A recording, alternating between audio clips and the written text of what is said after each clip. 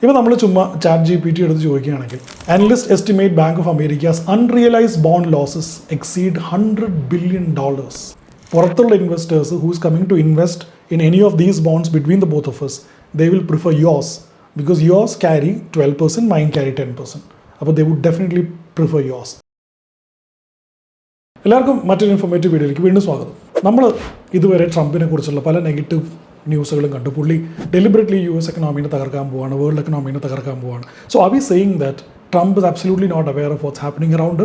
R we saying that Trump ഞാൻ tariff കൂട്ടിക്കഴിഞ്ഞാൽ recession അല്ലെങ്കിൽ സ്റ്റോക്ക് മാർക്കറ്റ് കറക്റ്റ് ആവുമെന്ന് എനിക്ക് അറിയില്ലായിരുന്നു എന്നൊക്കെ ട്രംപ് പറയും എന്നാണ് നമ്മൾ വിചാരിച്ചിരിക്കുന്നത്. ട്രംപ് ഇത് ചെയ്യുന്നത് ഇപ്പോൾ എന്താണോ ട്രംപ് ചെയ്യാൻ ഈ ടാരിഫ് വാറിലൂടെ ചെയ്യാൻ ആഗ്രഹിക്കുന്നത് അത് ട്രംപിന് വളരെ ക്ലിയർ ആയിട്ട് നന്നായിട്ട് അറിയാം എന്നുള്ളതാണ് എൻ്റെ മനസ്സിലാക്കൽ. അത് could possibly be to save the US economy and it also could possibly mean to save the global economy. ഇത് കേൾക്കുമ്പോൾ നിങ്ങൾ വിചാരിക്കും എന്താ ഈ പറയുന്നത്, എങ്ങനെയാണ് ഇത് ഗ്ലോബൽ എക്കോണമീനെ സേവ് ചെയ്യാൻ പോകുന്നത്?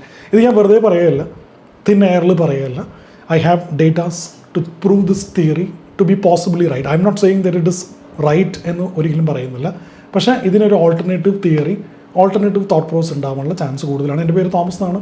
കൂടുതലും ഫൈനാൻഷ്യൽ കണ്ടൻറ്റാണ് ഞാൻ ചെയ്യുന്നത്. സ്റ്റോക്ക്, മ്യൂച്വൽ ഫണ്ട്സ്, എക്കോണമി, ഇങ്ങനത്തെ കണ്ടൻറ്റും പിന്നെ ഓണ്ടർപ്രണർഷിപ്പ്, ബിസിനസ്സസ്, പോഡ്കാസ്റ്റ്, ഇതൊക്കെയാണ് പ്രൈമറി നമ്മുടെ ഏരിയ എന്ന് പറയുന്നത്. താഴെ ഞാൻ ഒരു ലിങ്ക് കൊടുത്തിട്ടുണ്ട്. അതിനകത്ത് 15 minutes നിങ്ങൾക്ക് ഫ്രീ ആയിട്ട് NISM സർട്ടിഫൈഡ് ആയിട്ടുള്ള റിസർച്ച് അനലിസ്റ്റ് ആയിട്ട് നിങ്ങൾക്ക് ഒരു സെഷൻ ഉണ്ടാവും. നിങ്ങളുടെ പോർട്ട്ഫോളിയോനകത്തുള്ള ഡീറ്റെയിൽസും കാര്യങ്ങളൊക്കെ നിങ്ങൾക്ക് 1-on-1 മീറ്റിംഗിൽ മനസ്സിലാക്കാം. തൊട്ട് താഴെ ഞാനൊരു വാട്സപ്പ് ചാനലിൽ ലിങ്ക് കൊടുത്തിട്ടുണ്ട്. അതെൻ്റെ വാട്സപ്പ് ചാനലാണ്. അതിനകത്ത് we put in curated data, financial data ക്യൂറേറ്ററായിട്ട് ഞങ്ങൾ ഇടുന്നതാണ്. ഇത് കാണാൻ സമയമില്ലാത്ത ഒരാളാണെങ്കിൽ സമയം കണ്ടുപിടിച്ച് തന്നെ ഇത് കാണുക. ഒരു റിപ്പോർട്ടും എൻ്റെ കയ്യിലില്ല, നിങ്ങൾക്കൊരു രീതിയിലുള്ള PDF അയച്ചു തരാനും എൻ്റെ കയ്യിലില്ല. അപ്പോൾ സമയം ഉണ്ടാക്കി തന്നെ ഇത് കാണുക. And let me know your comments. എന്താണ് നിങ്ങളുടെ ചിന്ത എന്നത് കോമൻറ്റ് ചെയ്യുക. അപ്പോൾ ഈ ഒരു തിയറി എന്ന് പറയുന്നത് എന്താണെന്ന് നമുക്ക് കൂടുതൽ മനസ്സിലാക്കാൻ വേണ്ടി സ്ട്രെയിറ്റ് ആയി വീഡിയോയിലേക്ക് കിടക്കാം.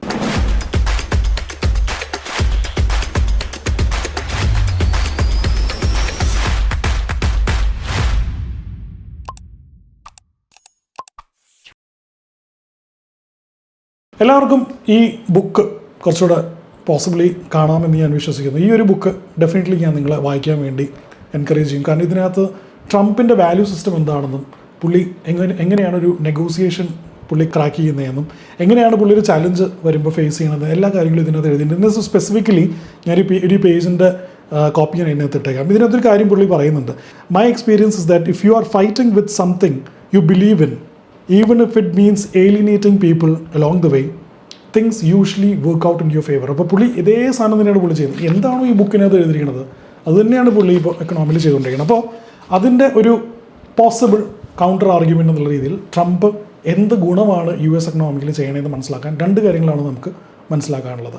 അത് മനസ്സിലാക്കണമെങ്കിൽ നമ്മൾ രണ്ട് കാര്യം മനസ്സിലാക്കണം. അതിൽ ആദ്യത്തെ കാര്യം എന്ന് പറയുന്നത് ബോണ്ട് ഈൽഡ്സും ഇൻട്രസ്റ്റ് റേറ്റും തമ്മിലുള്ള ബന്ധമാണ്. ഓക്കെ, ഇത് കേൾക്കുമ്പോൾ കോംപ്ലക്സ് ആയിട്ട് തോന്നും, ഞാൻ വളരെ സിമ്പിളായിട്ട് ക്രാക്ക് ചെയ്ത് തരാം. രണ്ടാമത്തെ കാര്യം എന്ന് പറയുന്നത് സിലിക്കൺ വാലി ബാങ്ക് എന്ന് പറഞ്ഞൊരു ബാങ്ക് 2023 നവംബർ ഡിസംബർ എന്തോ ക്രാഷ് ചെയ്തു. A rough week for the banking industry. The collapse of Silicon Valley Bank. The second biggest bank collapse in US history. The Silicon Valley Bank collapsed on March 10 after a run on deposits doomed the tech-focused lender's plans to raise fresh capital.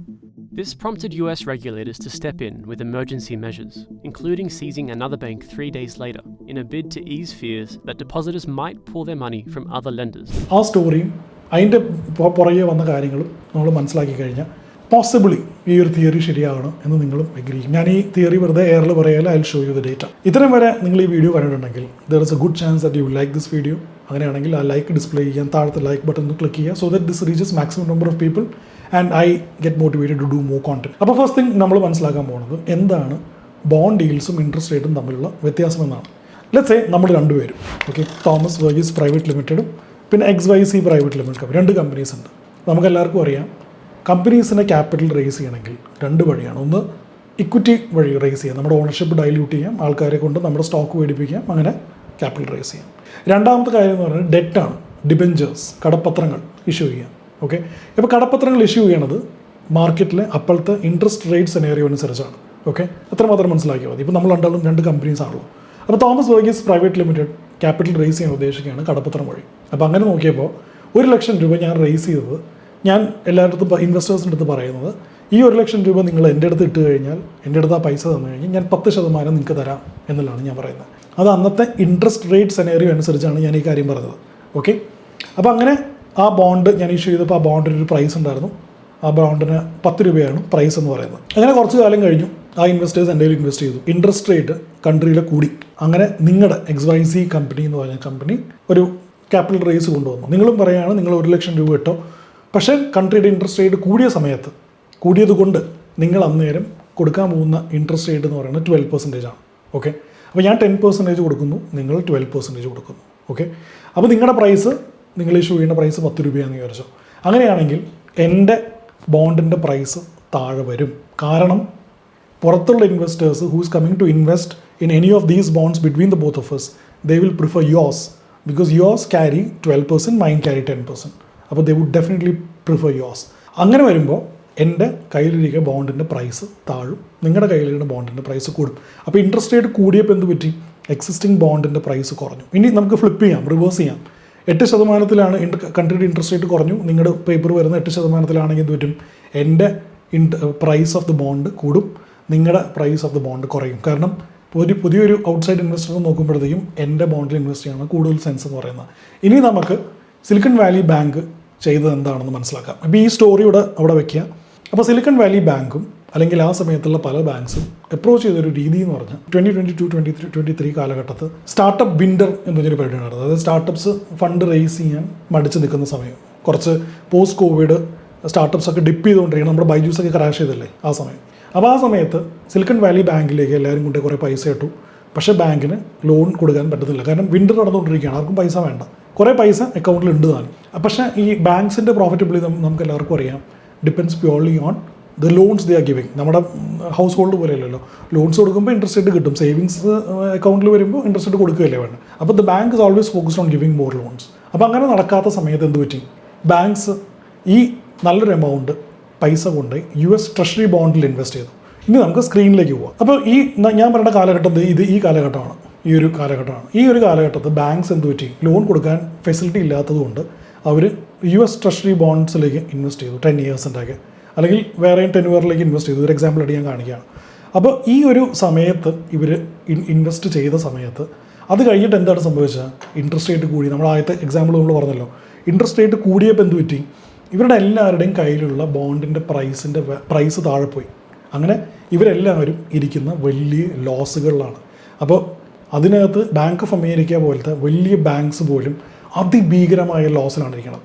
അത് നിങ്ങൾക്ക് ഞാൻ കാണിച്ചു തരാം എത്രയാണ് loss എന്നുള്ളത്. ഇപ്പോൾ നമ്മൾ ചുമ്മാ ChatGPT എടുത്ത് ചോദിക്കുകയാണെങ്കിൽ, analyst estimate bank of America's unrealised bond losses exceed $100 billion.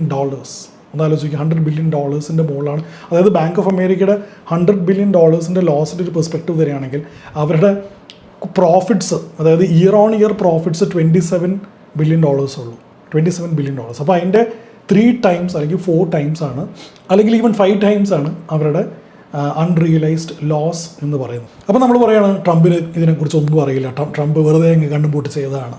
അപ്പോൾ എന്താണ് ഇവിടെ ഈ ലോസ് കുറയ്ക്കണമെങ്കിൽ എന്ത് ചെയ്യണം? ആലോചിക്കുക. ഈ ലോസ് കുറയ്ക്കണമെങ്കിൽ ഈ പോയിന്റിൽ നിന്ന് അവർ ഇൻട്രസ്റ്റ് റേറ്റിന് താത്തി അറ്റ്ലീസ്റ്റ് ഇവിടെയെങ്കിലും കൊണ്ടെത്തിക്കണം, 3 കൊണ്ടെത്തിക്കണം.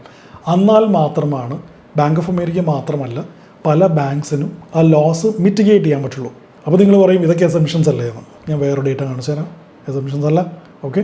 ഇനി ഇതിനകത്ത് നമ്മൾ നോക്കുകയാണെങ്കിൽ ഈ റീസെൻ്റ്ലി നടന്നിരിക്കുന്ന കുറച്ച് ട്രാൻസാക്ഷൻസ് നിങ്ങൾ നോക്കൂ. ഇപ്പോൾ ഓൺ February 13, അതായത് ട്രംപ് ഇലക്ഷനൊക്കെ ജയിച്ചു കഴിഞ്ഞു, പുള്ളിയുടെ പണി തുടങ്ങി. February 13 ബാങ്ക് റിഡീം $1.5 trillion, 2.2% മേടിച്ച $1.5 billion അവർ റിഡീം ചെയ്തു. ഇനി മാർച്ച് ഇപ്പോൾ പോയുള്ളൂ. മാർച്ച് ദേ റിഡീംഡ് $550 million, 3.5 ഈൽഡിൽ മേടിച്ച $550 million ആണ് അവർ റിഡീം ചെയ്തിരിക്കുന്നത്. അപ്പോൾ എൻ്റെ ഒരു argument could be possibly right or wrong, it is up to you to decide. ട്രംപിൻ്റെ ഇൻറ്റൻഷൻ എന്ന് പറയുന്നത് it is to bring down the interest rate of the economy. അപ്പോൾ നിങ്ങൾക്ക് ചോദിക്കാം, തോമസ്, എക്കണോമിയുടെ ഇൻട്രസ്റ്റ് റേറ്റ് താഴ്ത്താനല്ലേ ഫെഡറൽ അവിടെ ഇരിക്കുന്നത്, ഫെഡറൽ റിസർവ് അവിടെ ഇരിക്കുന്നത്, പവലൊക്കെ അവിടെ ഇരിക്കുന്നത്. ഈ ട്രംപിൻ്റെ again going back to this book, ട്രംപിൻ്റെ ആറ്റിറ്റ്യൂഡും ഈ ഫെഡറൽ റിസർവിൽ ഇരിക്കുന്ന പവലിൻ്റെ ആറ്റിറ്റ്യൂഡ് രണ്ടാണ്. Trump is a businessman. ഈ ഫെഡറൽ ഇരിക്കുന്ന പവർ എന്ന് പറയുന്നത് പുള്ളി ഒരു ഫൈനാൻഷ്യൽ പേഴ്സണാണ്. പുള്ളിക്ക് ബിസിനസ് മാൻ്റെ മൈൻഡിൽ ചിന്തിക്കാൻ പറ്റില്ല.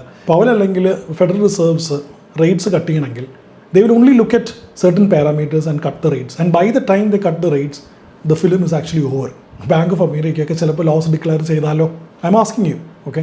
പക്ഷേ ട്രംപ് എന്ന ബിസിനസ്സുകാരൻ ഇത് മനസ്സിലാക്കി ഈ റേറ്റ്സ് പെട്ടെന്ന് താഴത്തേക്ക് കൊണ്ടുവരണം എന്ന് പുള്ളി മനസ്സിലാക്കിയിട്ട് പുള്ളി ഒരു ട്രംപ് കാർഡ് യൂസ് ചെയ്തതാണെങ്കിലോ ടാരിഫ്സ് എന്ന് പറയുന്നത്. അതുപോലെ തന്നെ US-ൻ്റെ total GDP to debt to GDP ratio എന്ന് പറയുന്നത് 125 ആണ്. 125 ടൈംസ് GDP, അതായത് $32 ട്രില്യൺ ആയിരുന്നു US-ൻ്റെ GDP എന്ന് പറയുന്നത്. അപ്പോൾ അവിടുന്ന് 125 ടൈംസ് ആണെങ്കിൽ എന്തുമാത്രം ഡെറ്റ് US-നുണ്ട്. അപ്പോൾ ആ ഡെറ്റ് നമ്മുടെ ഇൻഡിവിജ്വൽസിന് എല്ലാവരുടെ അടുത്തും സർവീസ് ചെയ്യണമെങ്കിൽ ട്രംപിന് ഈ ഓപ്ഷൻ അല്ലാതെ എന്താണ് ഓപ്ഷൻ ഉള്ളത്? എങ്ങനെയാണ് മാർക്കറ്റിന് റിവൈവ് ചെയ്യുന്നത്? പവൽ പറയുന്ന പോലെ സമയമെടുത്ത് അങ്ങനെ റിവൈവ് ചെയ്താൽ മതിയോ അതോ പെട്ടെന്ന് റിവൈവ് ചെയ്യണോ?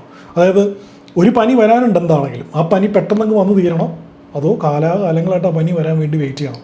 എന്താണ് നിങ്ങളുടെ ഒപ്പീനിയൻ? നിങ്ങൾ കമൻറ്റ് ബോക്സിൽ കമൻറ്റ് ചെയ്യും. നിങ്ങൾക്ക് ശരിക്കും തോന്നുന്നുണ്ടോ ടാരിഫ്സ് കൊണ്ട് മാത്രം ഞാൻ US-നെ രക്ഷിക്കാൻ പോകാമെന്ന് തീരുമാനിച്ച് ഇതിനെക്കുറിച്ച് ഒന്നും അവെയർ ആവാതെയാണ് ട്രംപ് ഈ പരിപാടികളൊക്കെ ചെയ്യുന്നത് എന്നുള്ളത്? 1930 ഇതുപോലൊരു ടാരിഫ് കൂട്ടൽ US ചെയ്തായിരുന്നു എന്നുള്ളതാണ് പറയപ്പെടുന്നത്. ഞാൻ ആ സമയത്ത് ജനിച്ചിട്ടില്ല. പക്ഷേ ആ ഇതിൽ പറയുന്നത് the entire across the nation all the country reciprocated, അവർ തിരിച്ച് റെസിപ്രോക്കൽ ടാരിഫ്സ് തിരിച്ച് US-നെ കൊടുത്തിട്ട് അന്നാണ് ഗ്രേറ്റ് ഡിപ്രഷൻ വരുന്നത്. അപ്പോൾ are you saying that okay, Trump is waiting for a great depression? Absolutely not. Trump is saving the economy, and by saving Bank of India and by saving the entire banking system of the US, Trump could possibly save all of us. Trump could possibly save the entire world. അങ്ങനെ ഒരു possibility ഇതിനകത്ത് കിടപ്പുണ്ട്. അതിൻ്റെ data സഹിതമാണ് ഞാൻ നിങ്ങൾക്ക് കാണിച്ചു തന്നത്. Silicon Valley ബാങ്കിൻ്റെ ന്യൂസിൻ്റെ ആർട്ടിക്കിൾസ് നിങ്ങൾ നോക്കിക്കോളൂ. സിലിക്കൺ വാലി ബാങ്ക് ക്രാഷ് നിങ്ങൾ എടുത്തു കഴിഞ്ഞാൽ 2 വർഷം മുമ്പ് എന്തൊക്കെയാണ് സിലിക്കൺ വാലി ബാങ്കിനെ കുറിച്ച് പറ്റി അതിനെക്കുറിച്ച് ഞാൻ വേറൊരു വീഡിയോ അന്ന് ചെയ്തിരുന്നു. അന്ന് അധികം വ്യൂവേഴ്സ് ഉണ്ടായിരുന്നില്ല. പക്ഷേ അതിനും ഒരു പോസിബിലിറ്റി ഭയങ്കര ഹൈ ആണ് എന്നുള്ള കാര്യം നമ്മൾ മറക്കരുത്. അപ്പോൾ long story short, it is not always necessary that Trump is a fool. ഇങ്ങനെയും ഒരു പോസിബിലിറ്റി ഉണ്ട് എന്നുള്ളത് നമുക്ക് കൺസിഡർ ചെയ്യാം. നിങ്ങൾക്ക് ഇതിനെക്കുറിച്ച് എന്താണ് പറയാനുള്ളത് താഴെ കോമൻറ്റ് ബോക്സിൽ കമൻറ്റ് ചെയ്യാം. Until analyst CVC next time with another informative video. Thomas Verghese signing off. Bye bye.